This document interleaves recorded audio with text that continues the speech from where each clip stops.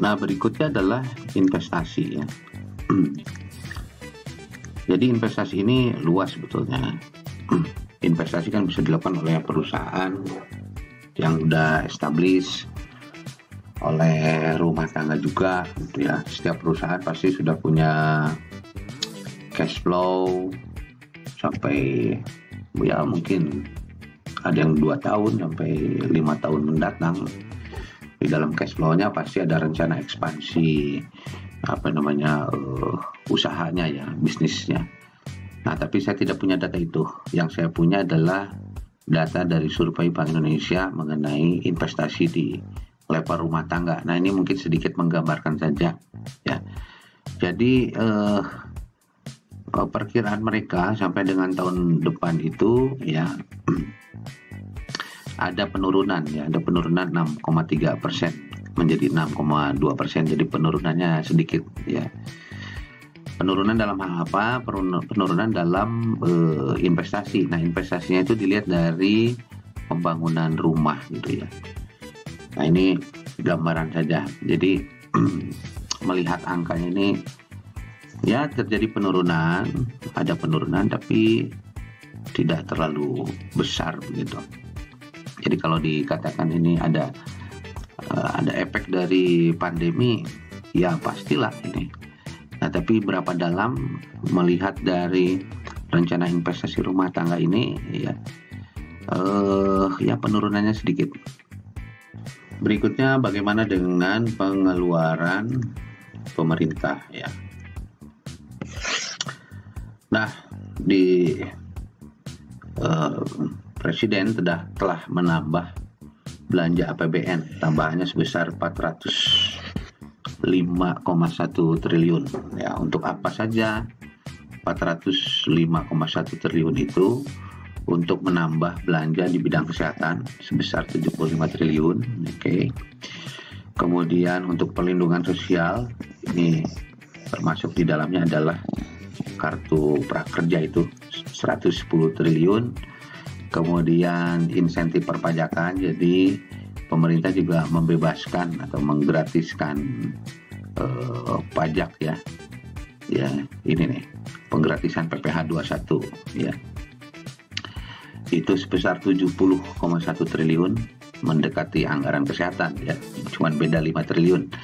Nah, kemudian untuk program pemulihan ekonomi nasional 150 triliun. Jadi itulah alokasi 405,1 triliun tambahan APBN 2020 ya, untuk kesehatan, perlindungan sosial, perpajakan, dan untuk program pemulihan ekonomi. Jadi dari sini kita bisa melihat bahwa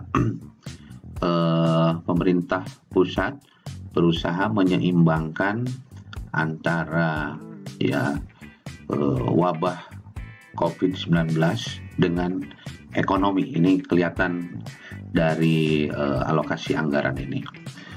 Nah, mengenai ekspor, Kepala BPS juga sempat heran, ekspor kita itu masih meningkat ya, masih meningkat itu. Jadi aktivitas pengiriman barang ke luar negeri itu masih meningkat saat pandemi itu. Nah, kita tahu ada 7 negara pasar ekspor kita ya. Tiongkok ya. Yang pertama itu Tiongkok, nilai ekspornya terakhir 2,77 miliar. Yang kedua adalah Amerika Serikat, kemudian Jepang, India, Korea, Taiwan, dan Australia. Nah, kita perlu mencermati juga bahwa karena kegiatan ekonomi kita juga berinteraksi dengan ekonomi luar ya. Nah, ini ada informasi dari CNBC Indonesia, sebuah survei yang dirilis oleh National Association for Business Economics menuliskan bahwa perekonomian Amerika Serikat sudah dalam resesi dan akan tetap terkontraksi. Terkontraksi itu akan mengalami penurunan selama semester 1, berarti sampai dengan bulan Mei Juni ya, sampai dengan bulan Juni. Akibat daripada COVID-19. Nah, melihat perkembangan di Amerika yang merupakan pangsa pasar Indonesia yang cukup besar juga, ya tentu ini akan mempengaruhi juga perekonomian Indonesia ya. Nah, berapa besar pengaruhnya ya ini mungkin perlu studi lebih serius nih gitu ya. Kita perlu waktu untuk membangun dulu model ekonominya sehingga kita bisa mengestimasi kalau Amerika terjadi resesi ya pertumbuhan ekonominya turun sekian, itu gimana dampaknya terhadap Indonesia. Jadi nah ini pengetahuan juga buat kita, jadi bukan karena virusnya tapi karena perkembangan ekonomi eksternal mengalami perubahan, maka ekonomi Indonesia juga akan menerima dampak daripada potensi resesi di Amerika Serikat itu juga. Bagaimana sih solusi terhadap perekonomian ya? Yang dikhawatirkan itu adalah laju pertumbuhan ekonomi kita turun. Karena kalau LPS turun ini ya prestasi atau kinerja pemerintah juga menjadi terancam ya. Terancam. Ya. Nah, saya coba berpikir dari mendasar dulu bahwa fondasi negara itu adalah rumah tangga, oke? Nah, kita belajar bahwa ekonomi modern itu syaratnya adalah melakukan spesialisasi. Jadi kalau keahliannya bikin sepatu gitu. Kalau keahliannya nanam padi gitu. Nah, kita memperoleh momentum dari pandemi ini. Ternyata subsistensi atau cara hidup subsisten juga itu ternyata punya arti ya, punya arti. Nah, dalam situasi seperti ini ya rumah tangga harus punya portofolio lain, Untuk rumah tangga perkotaan ya, dia bisa hidup subsisten dengan mengembangkan hidroponik gitu. Jadi dia bisa memenuhi kebutuhan sayuran sendiri, ya. Dia bisa memenuhi kebutuhan ikan sendiri gitu. Nah, ini kalau kita angkat pada isu kebijakan, ini adalah strategi untuk memperkuat ketahanan pangan ya. Nah, saya kira budaya seperti ini tuh bukan budaya kampungan. Kalau saya belajar dari bagaimana cara hidup ekonomi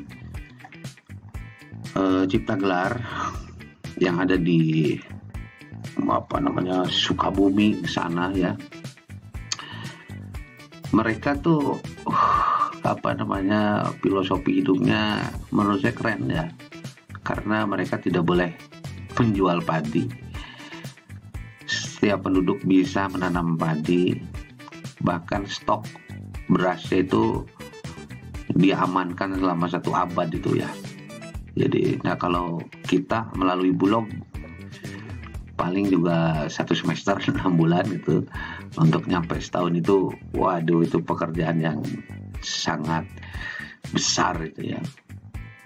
Nah, itu yang pertama dari sisi rumah tangga. Kemudian ternyata kita juga memahami betul arti saving, arti tabungan. Jadi setiap rumah tangga itu harus punya tabungan. Bahkan karena rumah tangga ini adalah fondasi negara, nah saya coba menempatkan lagi teori yang sangat dasar mengenai teori kebutuhan. Kita tahunya kebutuhan primer itu adalah makanan, pakaian. Kemudian ada kebutuhan sekunder ya, kemudian ada kebutuhan ter ya. Nah, saya coba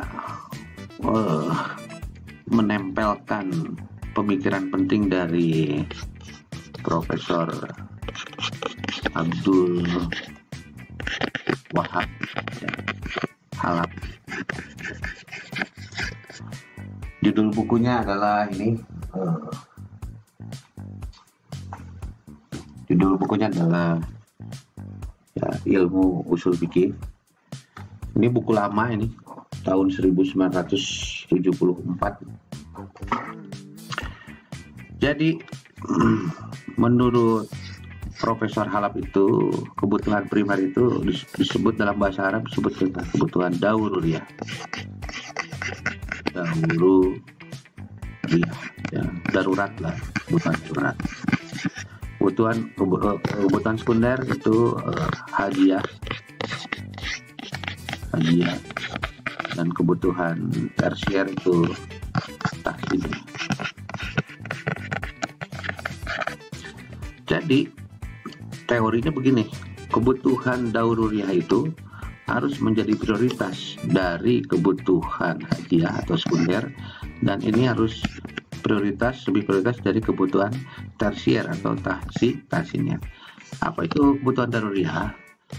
Segala macam yang kalau dipenuhi itu kehidupan kita menjadi harmonis. Nah, apa itu? Yang pertama adalah agama. Kemudian apalagi? Yaitu menyangkut nyawa, ya, karena ini harus kita pelihara, dan menyangkut kesehatan akal dan jiwa. Ya. Nah, ini adalah kebutuhan daururiyah ini. Nah, sehingga kalau kita mengonstruksi teori ekonomi dari definisi mengenai kebutuhan, maka saya kira ini akan komplit ya. Nah, oleh karena itu, kalau diturunkan pada level kebijakan praktis, ya, pemerintah itu harus menyediakan anggaran yang sifatnya daururiyah. Ya, kita juga ada ya dana bencana alam, ya, BNPB, kemudian anggaran kesehatan. Nah, tapi persoalan wabah ini ya, itu kan tidak terduga ya. Jadi kita harus menyediakan anggaran untuk hal-hal yang tidak kita bisa perkirakan atau bersifat uncertain. Tapi bersifat uncertainnya itu untuk mengcover kebutuhan daururiyah itu. Nah, jadi ini harus ada nih, dalam APBN itu harus ada anggaran untuk ini ke depan ya. Nah, itu solusi yang menurut saya sifatnya tentatif ya. Solusi saya sih ya ada yang praktis, kemudian ada yang sifatnya teoritis. Ini juga kita tujuannya adalah untuk membangun diskusi. Jadi saya kira mudah-mudahan video ini dapat memunculkan pertanyaan-pertanyaan untuk bisa kita diskusikan. Jadi jangan sampai video ini menurut saya kurang menarik juga sih videonya ya. Tapi saya sengaja menampilkan cara presentasi seperti itu ya, biar kita bisa diskusi. Sekian, assalamualaikum warahmatullahi wabarakatuh.